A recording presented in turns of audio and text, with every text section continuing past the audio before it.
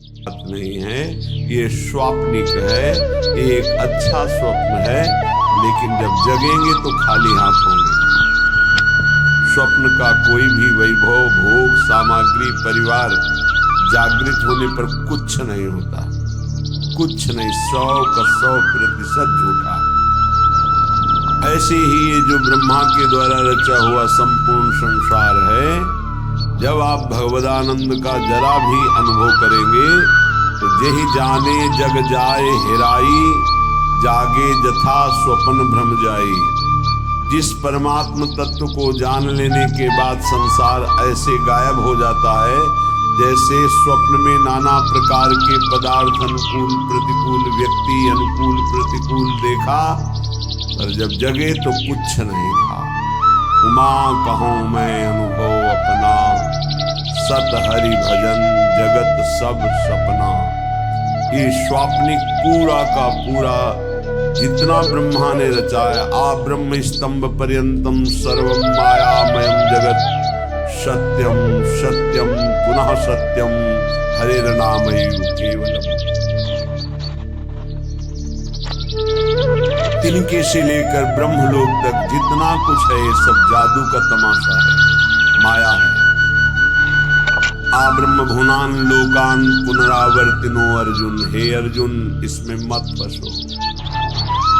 ये सब बार बार जन्म मरण का चक्र बढ़ाने वाले हैं, मिटाने वाले नहीं हैं। यहाँ से लेकर ब्रह्मलोक तक एकमात्र सच्चिदानंद में वृत्ति लगा दे, चाहे गृहस्थ हो या विरक्त हो, अपने अपने धर्म का पालन करते हुए वृत्ति को नाम में लगाना है, नाम में जीवन करना है।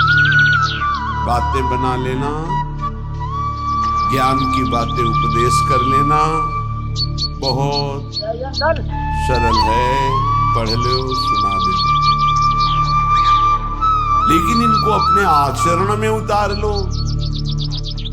सोई महात्मा, चाहे वो गृहस्थ हो या विरक्त, शास्त्र की आज्ञा के अनुसार अपने अंतःकरण को चलाना ये महात्मा का लक्षण है। मन और इंद्रियों को स्वतंत्र रूप से भोगों में छोड़ देना ये विषयी पुरुष का लक्षण है। प्रायः बहुत संभालने पर भी, बहुत वर्षों तक इनको संयम में रखने पर भी कभी अहंकार न कर ले कि मैं संयमी हो गया, मैं जितेंद्रिय हो गया। जब तक प्रभु का मिलन न हो जाए तब तक मन और इंद्रिय पर विश्वास न करे कि मैं अमुक भोगों का विजयी हूँ, त्यागी हूँ, नहीं, कभी भी फिसल सकते हैं। इसलिए आजीवन भगवत मार्ग के पथिक सावधान रह करके कभी गर्व नहीं कि मैं जितेंद्रिय हो गया, मैं मनोनिग्रही हो गया, मेरा क्या माया बिगाड़ सकती नहीं। शिव विरंचिका मोहई को है बपुरान, और कौन बेचारा माया से युद्ध कर सकता है जब ये बड़े बड़े, तो क्या करें, बड़े मत बनो, छोटे बन जाओ, दैन्य हो जाओ, तृणाद विश्व नीचे, कोई नहीं तुमसे प्रश्न करेगा, न माया न भगवान। प्रश्न करते हैं जिनको बहुत अभिमान है कि हम जितेंद्री हैं, हम मनोनिग्रही हैं, हम बड़े भजनानंदी हैं, तो प्रश्न हो जाता है। ये देखो दो इसका उत्तर,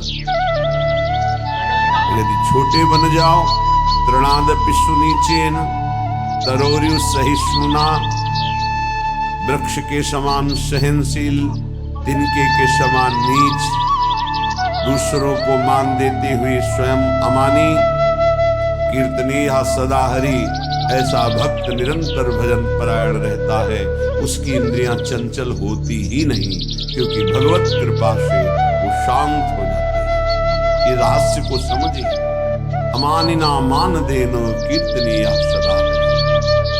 यदि आप अपने में थोड़ा भी सद्गुण का अभिमान करेंगे तो माया प्रश्न कर देगी। माया के प्रश्न का उत्तर देना केवल भगवान की कृपा पात्र की ही क्षमता है, दूसरे की।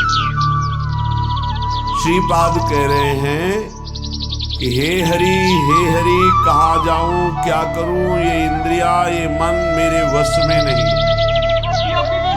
और बिना इनके वश में हुए भगवत प्राप्ति नहीं होती। प्रविशति सदा दोष निचयः, ये सदैव दोष वाले कार्य में ही लगी रहती है, पापाचरण कराने के लिए प्रेरित करती रहती है। ये इंद्रियां, ये देख लो, ये खा लो, ये सूंघ लो, ये भोग लो, ये छू लो, नाना प्रकार से शब्द स्पर्श रूप रस गंध।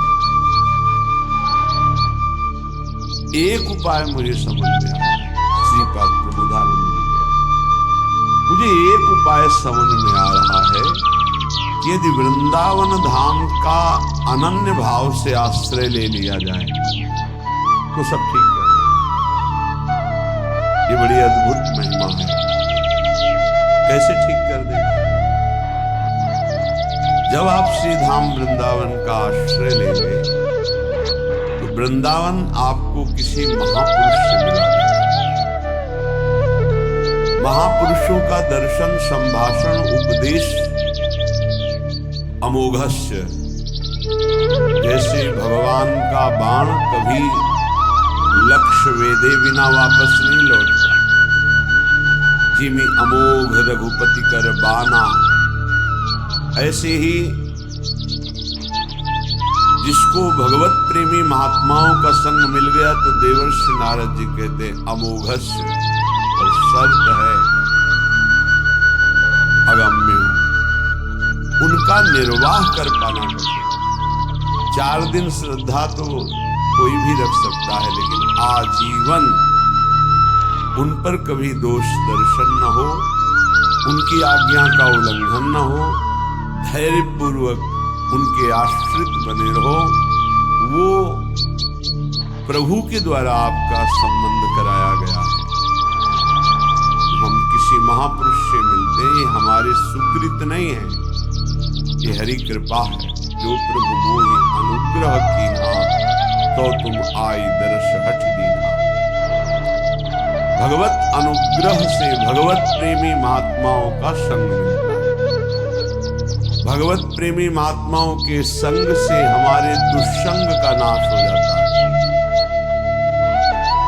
सर्व संगोपहो हिमा, जो संत संग है वो समस्त संगों से आपको अलग करके एकमात्र श्री भगवान में आसक्ति प्रदान कर देगा।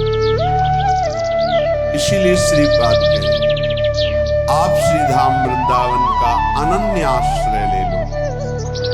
वास सब कोई नहीं कर पाएगा। यहाँ का वास करना,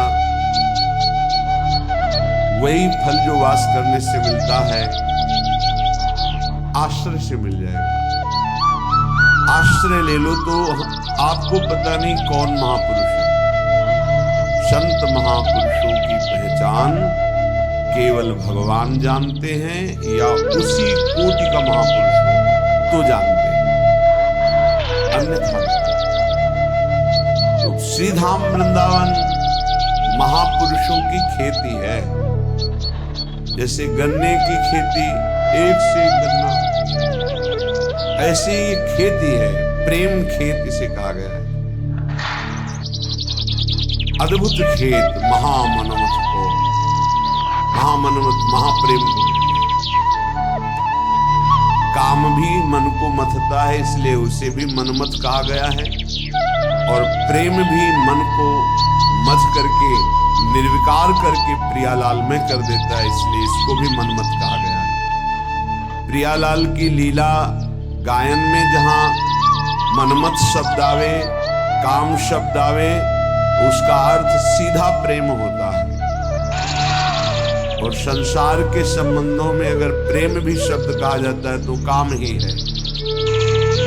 देह भाव को लेकर जो भी राग होता है उसे चाहे प्रेम कहो, आसक्ति कहो, काम कहो, मोह कहो, वो विशुद्ध अनुराग प्रेम सार्थक होता है स्वरूप में, आत्म तत्व में, देह में नहीं। आत्माओं की परम आत्मा जिसे परमात्मा कहते हैं, ईश्वरों के परम ईश्वर जिन्हें कहते हैं, वो हमारे प्रभु नित्य बिहारी श्री लालजू महाराज हैं। उपासक को जब साधु संग मिले तो समझ ले हमारे इस संसार चक्र का अंतिम जन्म है, इसीलिए भगवान ने कृपा करके हमें साधु समागम दिया। अध्यात्म का प्रभाव तभी पड़ता है जब ना अर्थ लिया जाए और ना अर्थ दिया जाए। अर्थ लेने की भावना से अध्यात्म का उपदेश देने पर रंग नहीं चढ़ेगा, और अर्थ दे करके अब अध्यात्म सुनने से अर्थ की प्रधानता होने के कारण, रजोगुणी वृत्ति होने के कारण, दैन्यता ना होने के कारण वो उपदेश को ग्रहण नहीं कर पाएगा। जिसके हृदय में केवल भगवत प्राप्ति लक्ष्य है, केवल भगवदानंद लक्ष्य है, उसी लक्ष्य को रख करके चर्चा की जाए।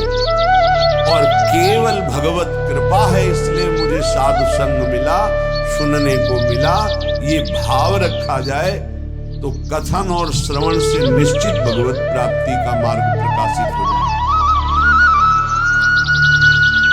जब तक भगवदानंद के सिवा और कोई आकांक्षा अंदर रखी जाती है तो उसे कपट कहते हैं।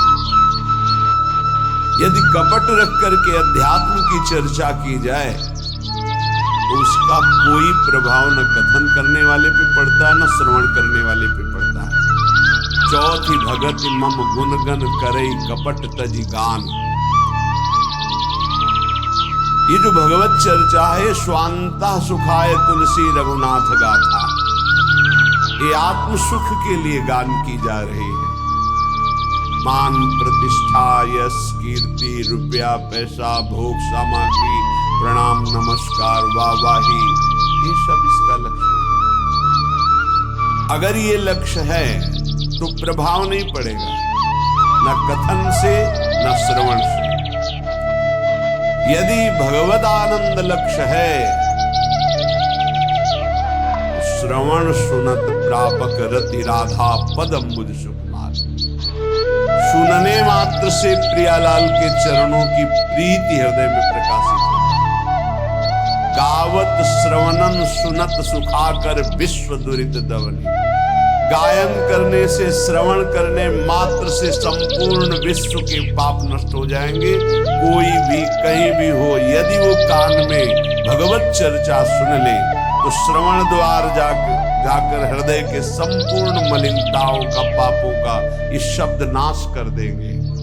क्योंकि निष्काम निर्विकार चिदानंद भाव की प्राप्ति के लिए लक्ष्य करके जब चर्चा होती है तो उसमें अद्भुत सामर्थ्य होता है। इसीलिए श्रीपाद कह रहे आप वृंदावन आ जाओ, एक दिन के लिए आ जाओ, इस रज में बैठकर चर्चा सुनो। तुम्हारे हृदय में निश्चित कोई न कोई शब्द अपना अधिकार कर लेगा, और एक शब्द पकड़ लिए पूरे सत्संग में तो आपके जीवन का परिवर्तन हो जाएगा पक्का। श्रीपाद कह रहे जाति प्राण धनानियांतु सुयसो राशि परीक्षीयताम् सद्धर्मा विलयम् प्रयान्तु सततम् सर्वैश्चर्निर्भर्त्स्यताम् आधिव्याधि सतेन जीर्यतु वपुर्लुप्तो प्रतिकारतः श्री वृंदा विपिनम तथापि न मनात् त्यक्तुम ममास्तां मतिः। न तुम्हारी जाति काम में आएगी, न तुम्हारे प्राण किसी काम के रहेंगे, न तुम्हारा धन तुम्हारे साथ जाएगा, न तुम्हारा परिवार, सब यही छूट जाएगा। देखो,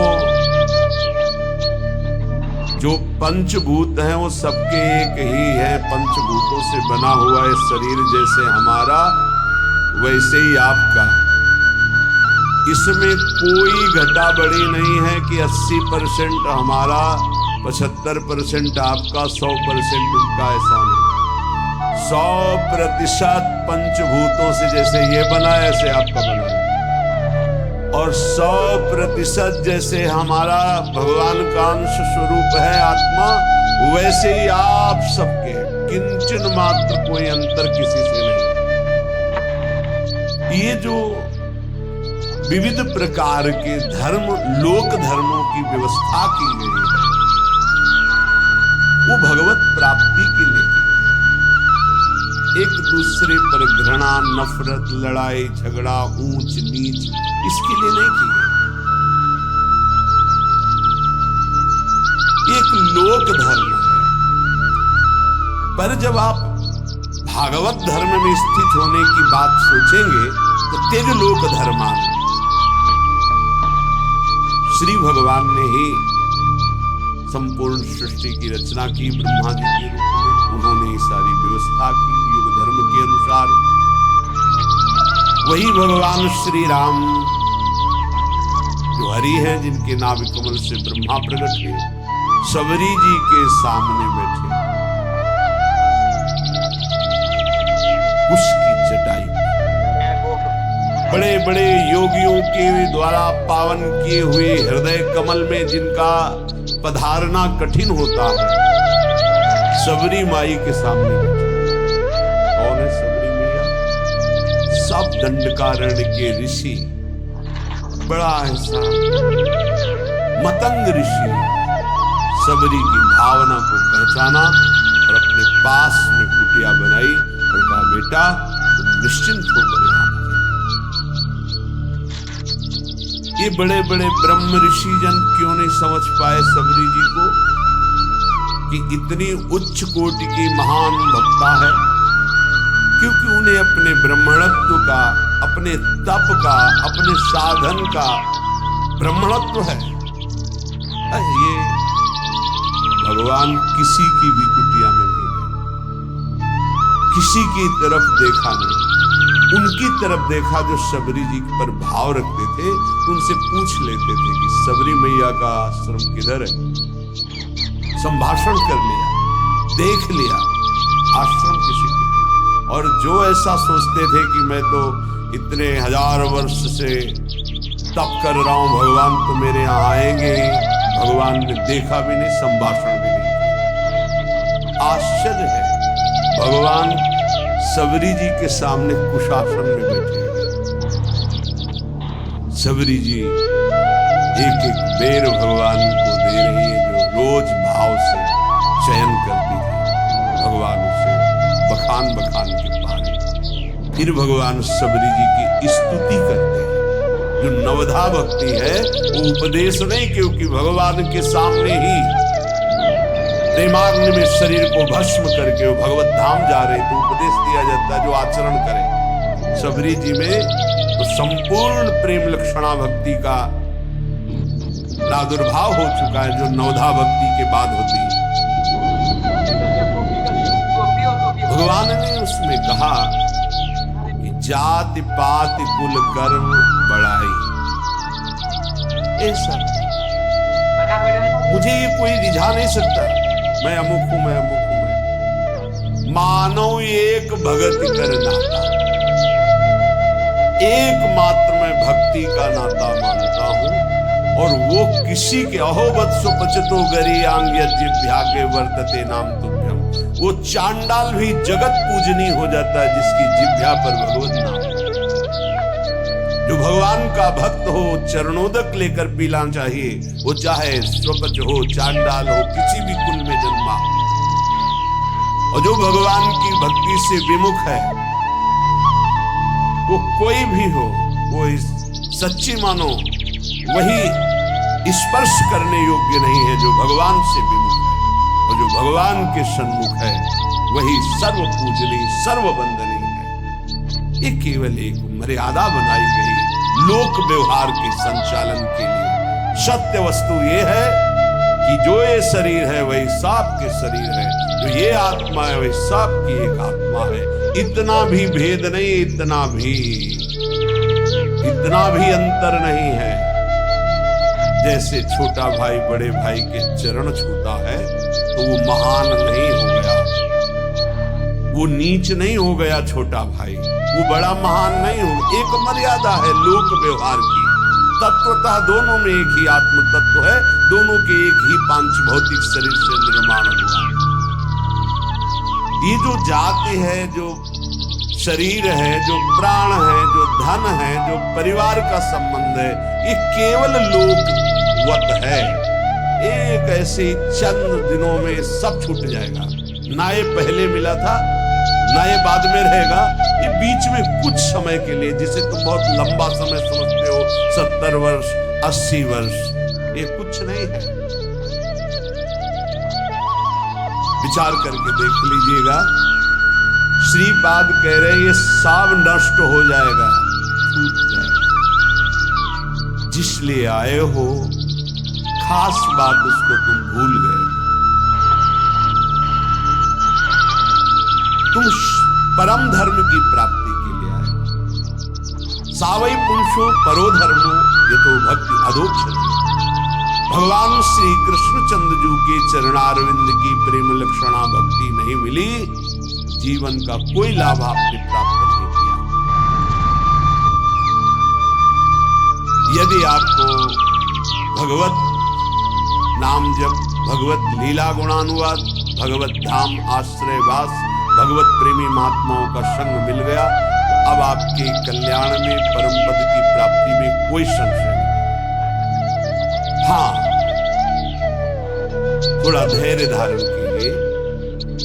यदि आपका कोई निरंतर तिरस्कार करे तो भी भजन को छोड़ना मत, और भजन को खर्चा मत होने देना। श्रीपाद प्रयांत सततम सर्वैश्च निर्भरत्सता। तुम्हारी निंदा करे, तुम्हारा अपमान करे, नाराज मत होना, नहीं तुम्हारा भजन खर्चा हो जाएगा। सह जाना तो तुम्हारे रहे हुए पाप नष्ट हो जाएंगे, भजन सुरक्षित, भगवत प्राप्ति। ये युक्ति है अपने भजन को बचाने की, भजन को बढ़ाने की, भजन को बचाने की। बहुत जरूरी है ये सहनशीलता।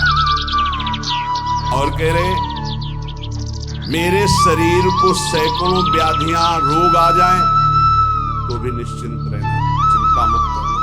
ना भजन छूटने पावे और ना भजन का प्रयोग करना, तो निश्चित इसी जन्म में भगवत प्राप्ति होता क्या है। 2-4 माला जपा, जहां समस्याएं आई तो भजन भी छूटा और संकल्प भी बना दिया कि प्रभु जो कुछ भी भजन साधन हुआ ये हमारी कामना पूर्ण हो जाए। अगर उसके समान भजन है तो हो जाएगी, नहीं है तो फिर नहीं होगी। तो आस्तिकता भी आपकी नष्ट हो जाएगी। ये परमार्थ है, इसको अंदर से समझने की चेष्टा करो। बाहरी व्यवहार नहीं है, ये अध्यात्म है। लेश मात्र भी भजन छूटने की इच्छा न रह जाए। ये कैसे होता है? जब भजन से बढ़कर कोई सुखद वस्तु लगती है, व्यक्ति लगता है, परिस्थिति लगती है, तो भजन छूट जाता है। ये आप बहुत धैर्यपूर्वक पकड़िए। भजन से बढ़कर जब कुछ लगेगा तभी छूटेगा भजन, नहीं छूटेगा। रक्षति संसार भयात् सदोष मप्य शेष देह वृद वृंदम वृंदावनमिति तेन प्रथितं तन्नोमि काननम किमपि।